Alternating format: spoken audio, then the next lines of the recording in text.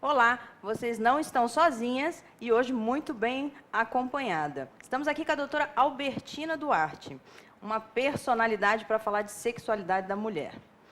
Vamos começar, doutora Albertina, que é médica, ginecologista, obstetra, autora de vários livros e coordenadora do Programa de Saúde do Adolescente na Secretaria de Estado da Saúde.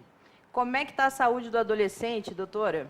Olha, São Paulo pode se orgulhar, porque, na verdade, nós reduzimos em 46% a gravidez na adolescência de 10 a 14 anos e em 50,6% a gravidez de 10 a 19. Quer dizer, então, no total. Aí você fala, nossa, que maravilha, mas são 72 mil adolescentes de 10 a 19 que são mães. E essas mulheres que são mães, como é que elas são mães? Ainda durante a gravidez, elas são abandonadas. Então, a questão da desigualdade do futuro. A ONU já fez um trabalho agora mostrando que quem é grávida adolescente, quanto menos, com menos de 15 anos, mais desigual. Então, o Brasil tem 530 mil adolescentes. Olha, é uma cidade. São Paulo tem 72 mil. Então, é a menor taxa do Brasil. Mas o Brasil tem praticamente uma a cada minuto em uma hora, né? Então, nós vamos ter 55 meninas de 10 a 19 anos que são mães, não é que engravidam. E de 10 a 14 anos é muito cruel, né? Muito cruel. E nós temos agora, né, aqui em São Paulo, 6 por dia. Antes, em 98, que eu faço essa relação para dar 20 anos, nós tínhamos 12. Você pensa uma menina de 10, 11, 12, 13 anos, que eu já fiz o parto, né? É uma boneca, né? Ganhando, você nem acredita, né, que ela está dando à luz. Então, e no Brasil praticamente a cada 20 minutos, uma menina de 10 a 14 anos é mãe, não é que engravida. Os dados de quem engravida a gente não sabe. Então, quem engravida de 10 a 14 anos vai ser mãe ainda na adolescência. Quer dizer, tem uma com 14, outra com 16. Então, sai da escola. Quer dizer, uma pessoa que sai da escola, quer dizer, realmente ela não tem oportunidades, né? Se nós temos hoje 12 milhões de desempregados... Tem um futuro aí comprometido. E é isso que a ONU fala, é a proposta das desigualdades e do afastamento da mulher. Quer dizer, se essa adolescente não tiver uma política pública para inseri-la no mercado de trabalho, para continuar na escola, ela está excluída. Essa mulher é mais vítima de violência, é mais vítima da submissão, porque a submissão econômica é o caminho da violência, não é verdade? E desses dados, tem-se ideia real de quantas são vítimas de violência e são mães? Olha, na verdade, a gente está discutindo porque 10 a 14 anos, pela lei, todas seriam abusos sexuais. Mas a gente sabe que a metade, pelo menos, acaba tendo um namorado mais velho, com 18 anos, às vezes até um mais velho. Então, seria aquela relação praticamente consentida, mas a gente tem certeza que 20% são vítimas de abuso, que ela nega. E agora nós temos um fenômeno muito grande aqui no estado de São Paulo, que apesar de toda a política pública que São Paulo já ganhou vários prêmios, eu estou falando isso não como propaganda, mas como eu estou muito feliz. Afinal, são mais de 30 anos, né, coordenando o programa de saúde do adolescente, vai muito além de uma política pontual de 4 anos, né? Não, tem uma história de um compromisso aí. E não é a história da doutora Albertina, é a história das secretarias que mudaram governos, tiveram a sensibilidade e agora a gente aprovou, é a primeira vez que na América Latina se tem uma linha de cuidados. O Estado de São Paulo provou para todas as unidades básicas. Mas a gente tem uma lei, que é de 2005, quer dizer, tem 13 anos, que criou o programa do adolescente. Tudo isso foi um envolvimento. Mas o mais importante que eu quero dizer é que é preciso que as escolas, os médicos entendam. O adolescente sabe usar camisinha. Hoje, com a internet... Era a minha próxima pergunta, exatamente. O que acontece? Quer dizer, então por que as mães, a escola, os profissionais, os médicos, as enfermeiras, as equipes de saúde falam, olha, hein, usa camisinha, pode ter AIDS, olha, pode ter isso, pode engravidar. Adolescente, ele não acredita no risco, ele desafia o risco. Então é preciso que toque a emoção. Uma das coisas que a gente fala é, cuidado, você está preparado para engravidar? Não está. Mas a gente diz, usa a camisinha, cara, que você dá mais prazer para você e para sua parceira. Que se a sua cuca fica legal. E outra coisa, você treina, nego. Você usa a camisinha, você tem menos atrito, porque o que as mulheres se queixam? Sempre, que o cara é rápido. Então diz, tem umas que falam assim, aprendi na comunidade aqui em Carapicuíba, pertinho. Uma senhora falava assim, olha, doutora, é assim, ele é tão rápido, eu queria que ele fosse, ele parece tergal, deita, levanta e não amassa.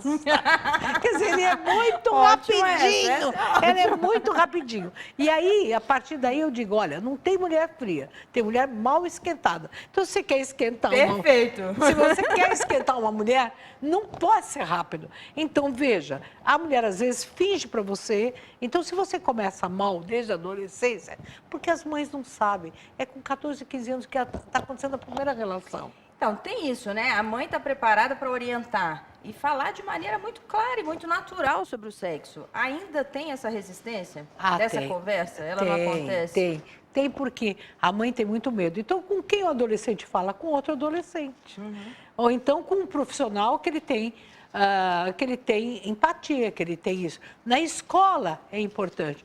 Então, eu estou discutindo muito grupos, rodas de conversa. Eu tenho feito isso no programa do adolescente, e eu quero que isso seja um projeto-lei dos municípios. Então aí, né? Por favor, né?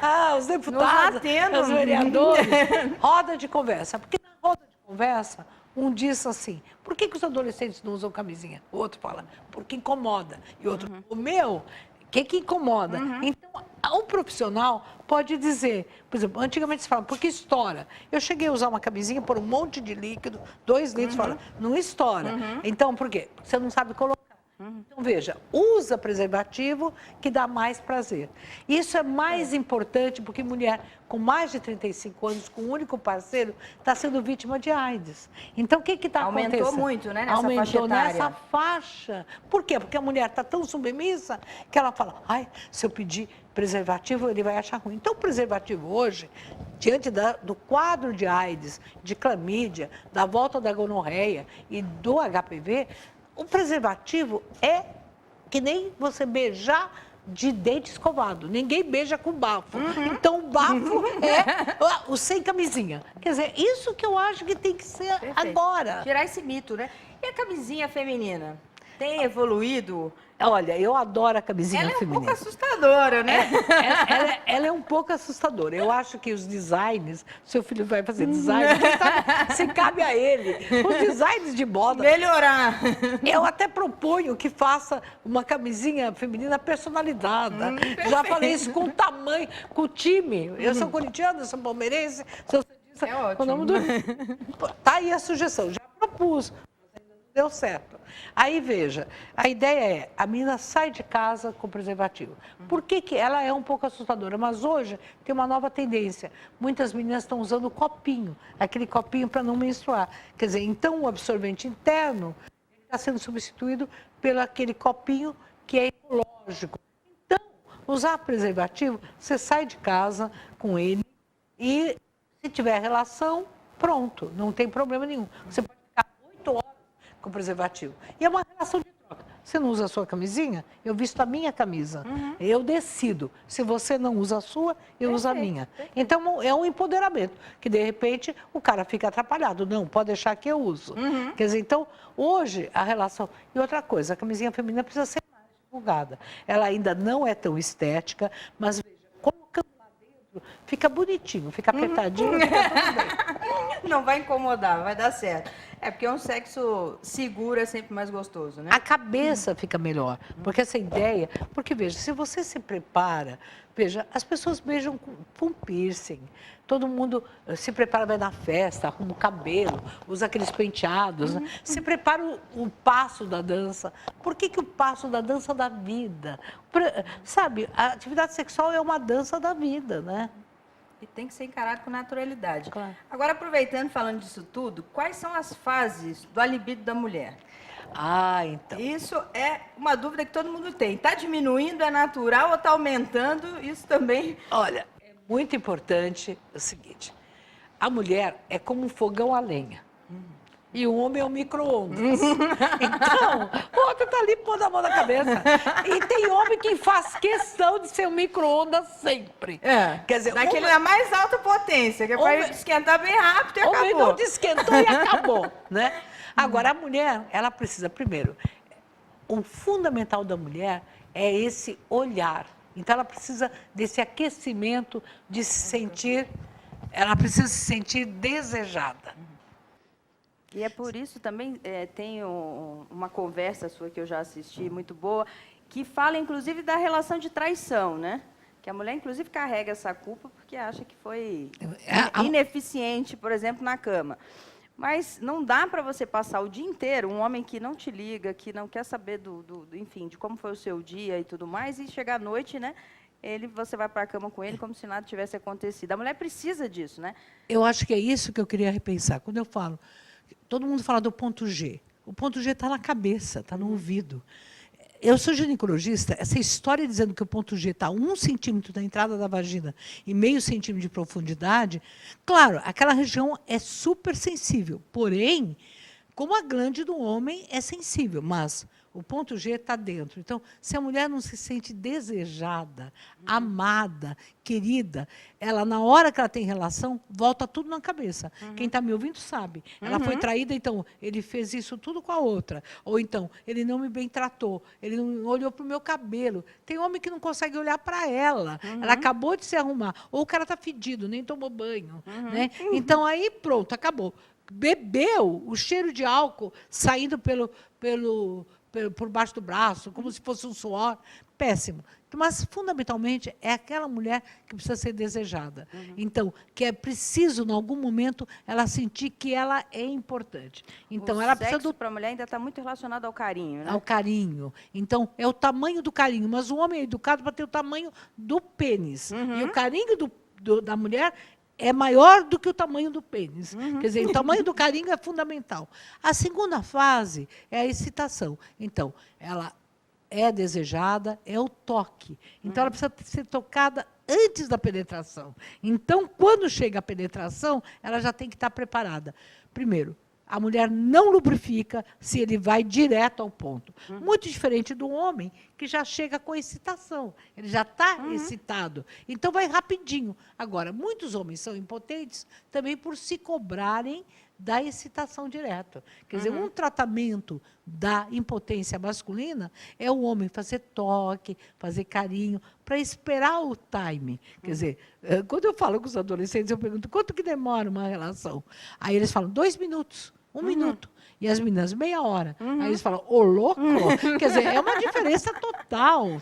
E as mulheres que... Olha, eu sou ginecologista há mais de 40 anos. O que elas reclamam é, doutor, ele não me olha. Então, a relação é da cintura para cima para a mulher. É o olho, é o beijo, é o toque, é tudo, para depois chegar na penetração.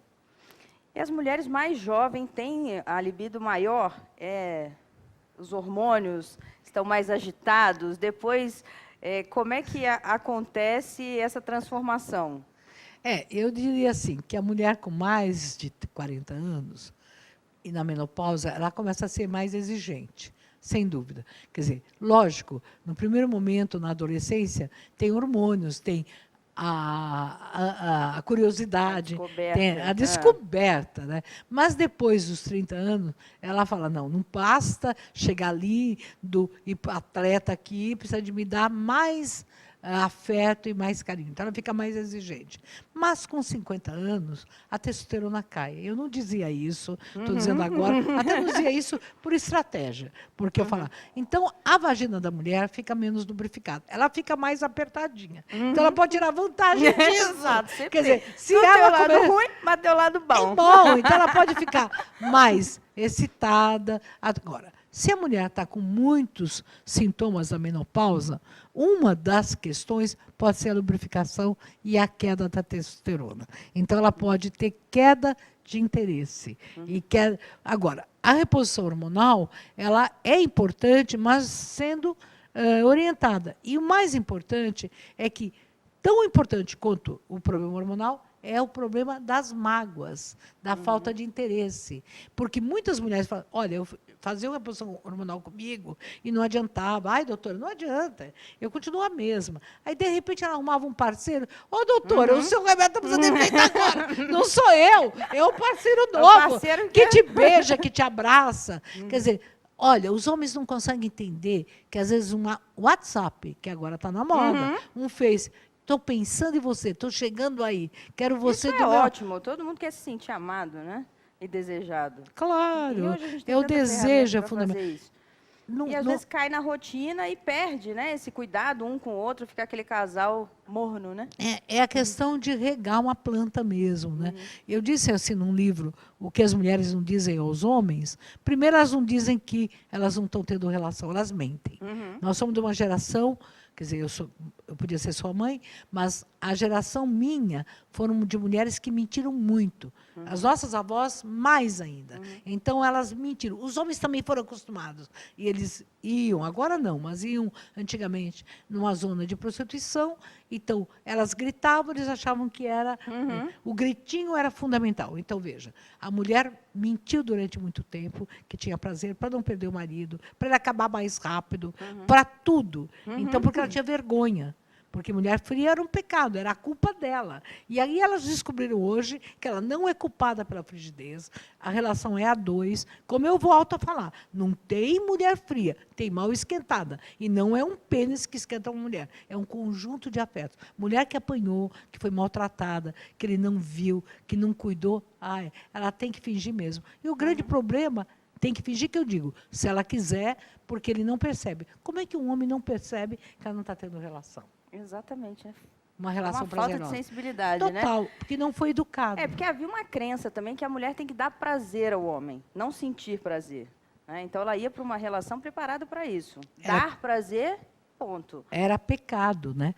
Então, assim, eu me lembro que uma vez eu fui na periferia, até na periferia lá da Zona Norte, da Pedra Branca. Eu me lembro que eu acabei de fazer uma palestra na comunidade e a mulher falou assim, doutor, eu tenho algum problema. E por quê? Doutor, eu tenho 60 anos, ainda tenho desejo. Eu falei, que maravilha! Ela falou, a senhora é a primeira pessoa que me fala. A minha mãe, Isso é ótimo. que tem 80, disse que eu vou ser excomungada. Eu falei, nossa! Quer dizer, veja, esse medo do prazer, eu tenho certeza que muitas mulheres estão me ouvindo, né? A mulher não se toca, ela não se mexe, ela não se dá. E outra coisa, você imagina para uma mulher falar, olha, vai mais devagar, eu estou me machucando, eu preciso que você me beije, me abrace. Essa mulher precisa ser muito empoderada, ela tem que ter muita força. Tem que ter. Tem que ter, Por- mas é preciso. Ela É precisa preciso. conhecer, é um direito da mulher ter prazer numa relação.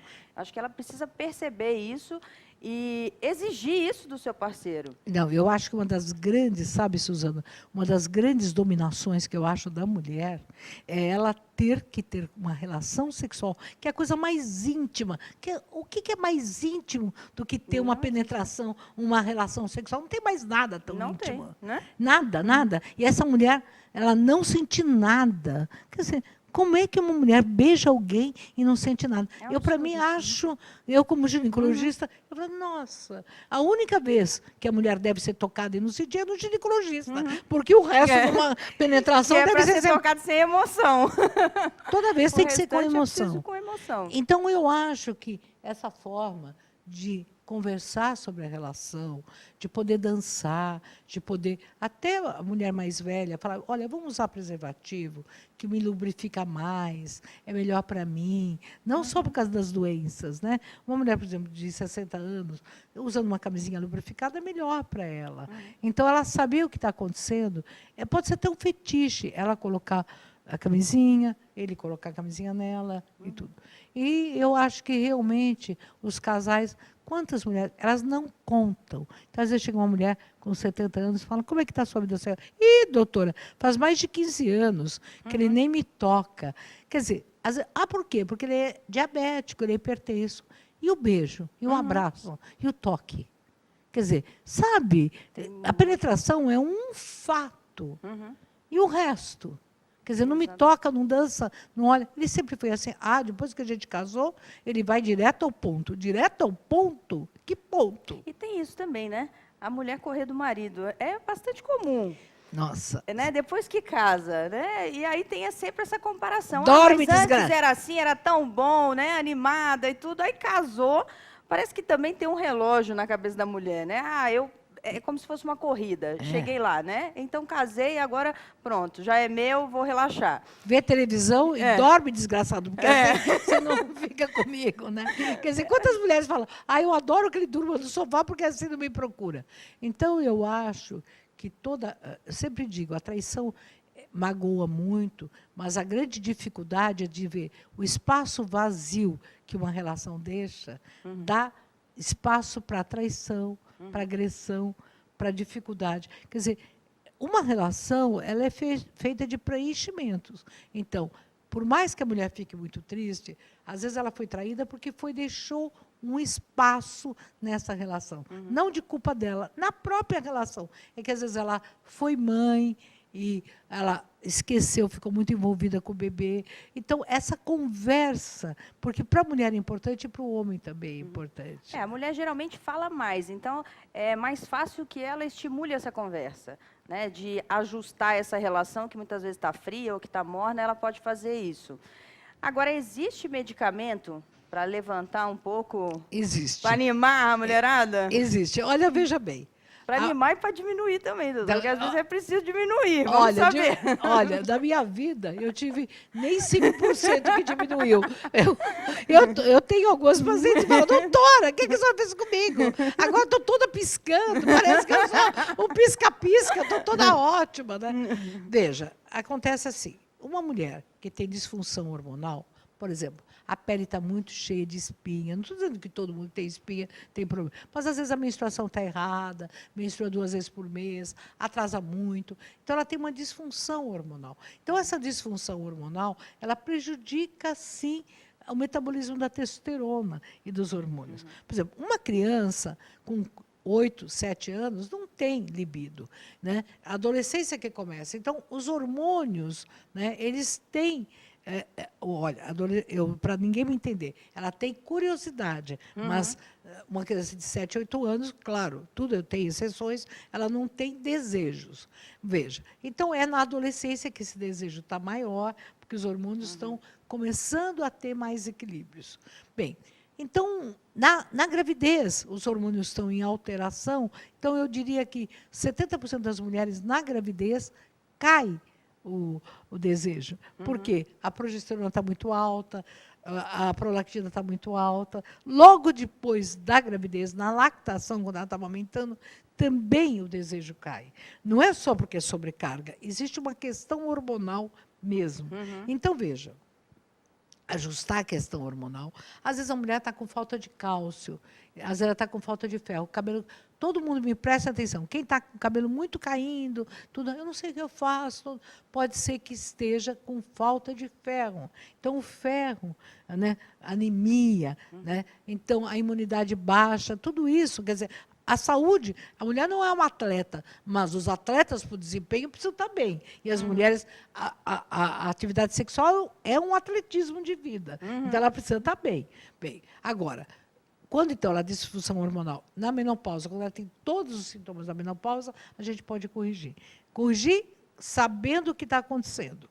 Bom, outra coisa, os exercícios. É muito importante. Então, mesmo quem não precisa tomar hormônio, fazer exercício. É muito fácil. Por exemplo, estou aqui sentada. É fingir que eu estou fazendo uma contração. Sabe quando a gente segura o xixi? Assim. Aí depois a gente vai fazendo, abrindo a perna e até ficar com a perna bem aberta. Então, você está sentada, contrai, abre, vai abrindo bastante. Depois de pé, a mesma coisa. De pé, você contrai o músculo e vai soltando. Aí depois você abre a perna, até abrir bastante. Quando abrir bastante, não dá nem para ficar fazendo exercício. Deitada, contrai como se segurasse xixi. Depois abre e abre. Então, o mais importante é que a perna fechada, aberta e bem aberta. E depois de cócoras, abaixa, faz o exercício, abre e vai abrindo. Cócoras, como se estivesse sentada, vai abrindo e abrindo. Então, isso é um exercício que ajuda a não ter incontinência urinária, ajuda a musculatura e ajuda para o parto. Então, você imagina parecia uma loucura você falar para... Isso eu ensino para as mulheres terem parto normal. Mas, depois do parto, para ficar todos os órgãos também. Então, fica aí a dica, né? Acho que Vamos Suzana, fazer exercício. Vamos você fazer é uma ótima, Gostei disso, hein? você é uma ótima entrevistadora. Eu não me lembro de ter... Olha, eu só falei uma vez num programa de televisão que deu um auê, porque eu falei e deu um auê. Acho que faz mais de 4 anos que eu não falo sobre isso. Então, olha você que me tirou. Aqui é verdade sem vaidade. Verdade Então, sem a gente vaidade. fala aquilo que a gente pensa ou aquilo que a gente tem de experiência e a gente vai discutindo. Porque certamente quem está assistindo tem os mesmos anseios. E eu acho que querem saber as mesmas coisas. Então, Claro. a gente vai perguntando. E olha, para as mulheres é tão fácil, porque, veja, isso ajuda a musculatura, ajuda na cólica menstrual, e ajuda no parto, porque a musculatura da pelve. No ato sexual também. Claro, e quando você tiver a relação, tenta contrair, porque aí aperta um pouquinho mais, né? E também se solta. Agora, tem um exercício da cabeça. Você primeiro falar, olha, eu estou querendo essa relação, é importante para mim, eu estou me preparando. Não é a quantidade, é a qualidade. E também você se dá o direito, olha, hoje eu não estou querendo, porque não faz, o meu coração, os meus sentimentos não estão.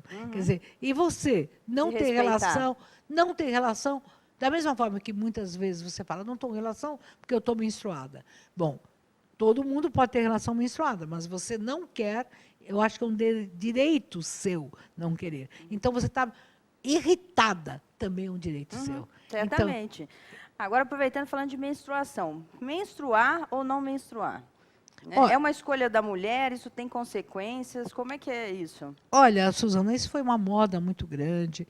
Eu já briguei muito com o autor que dizia, todo mundo, menstruação é um modismo. Veja, internacionalmente, a moda ficou no Brasil. Fora do Brasil, ninguém tem essa moda.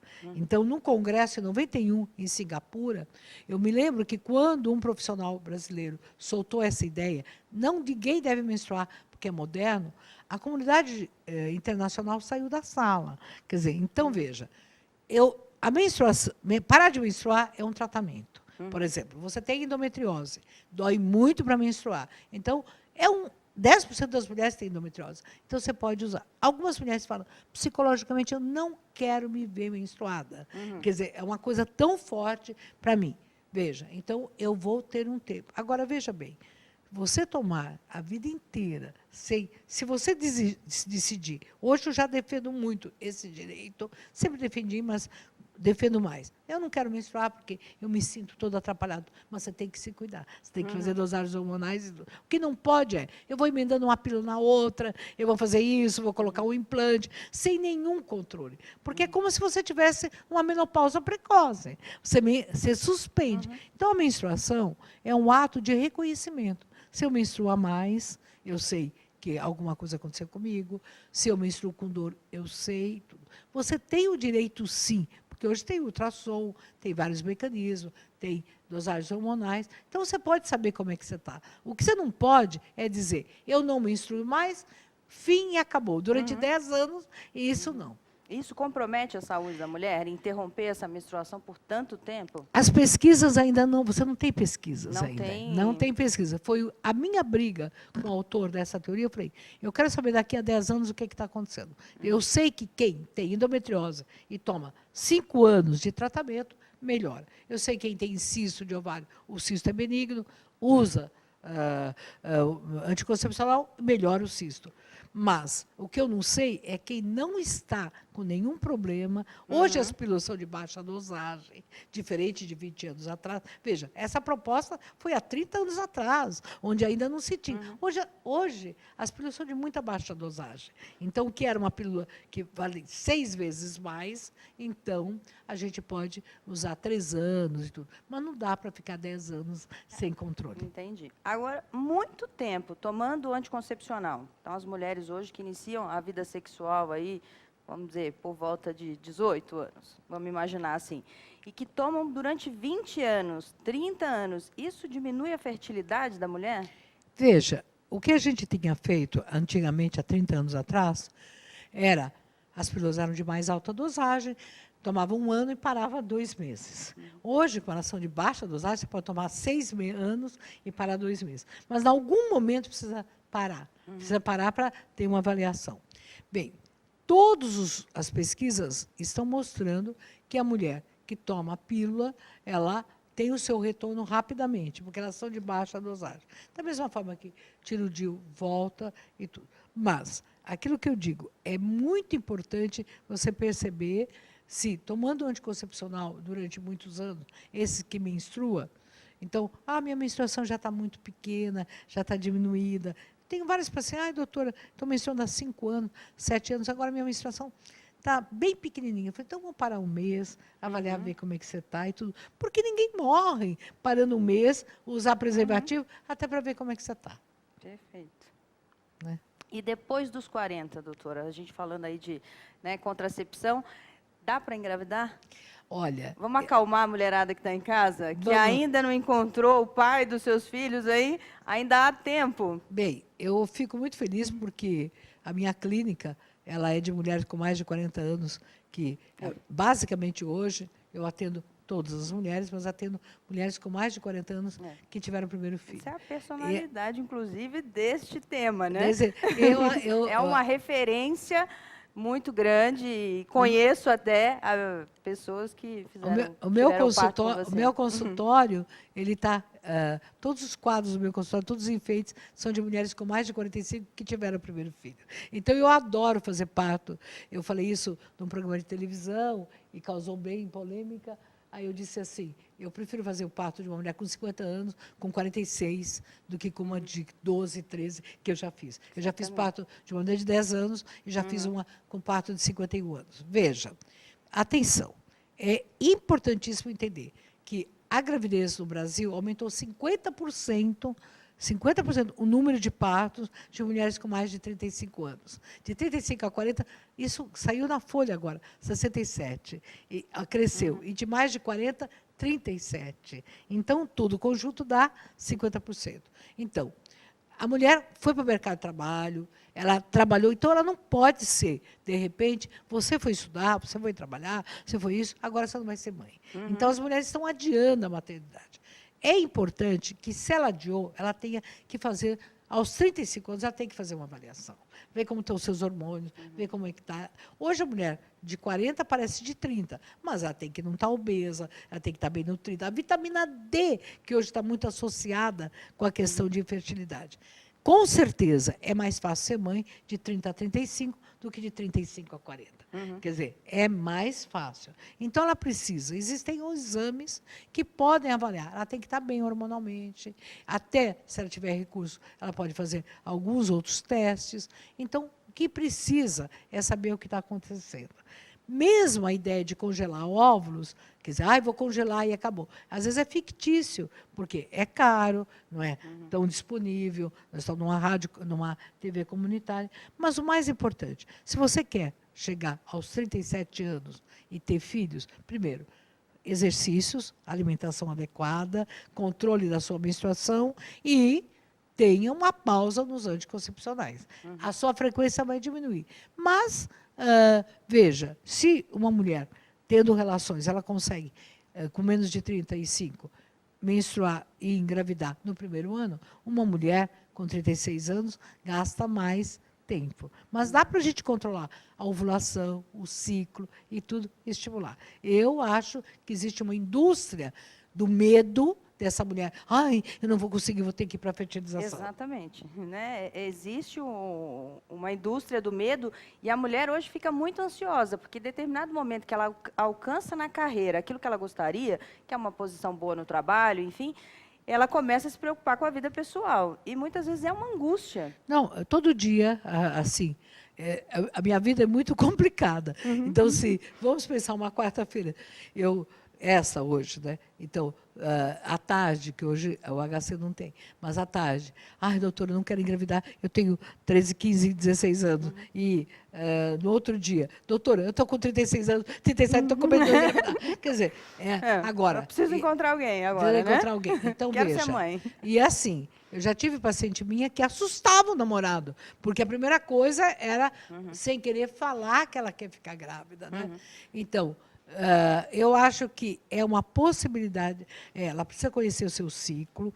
Então, eu recomendo, para quem tem 35 anos, pelo menos conheça seu ciclo. Fica um tempo sem tomar anticoncepcional, vê se ela ovula, vê se tem muco e tudo isso. Então, se ela está magra, se ela se alimenta bem, se ela tem uma vida, fazer exercício, não é estar magra porque fez aqueles regimes neuróticos.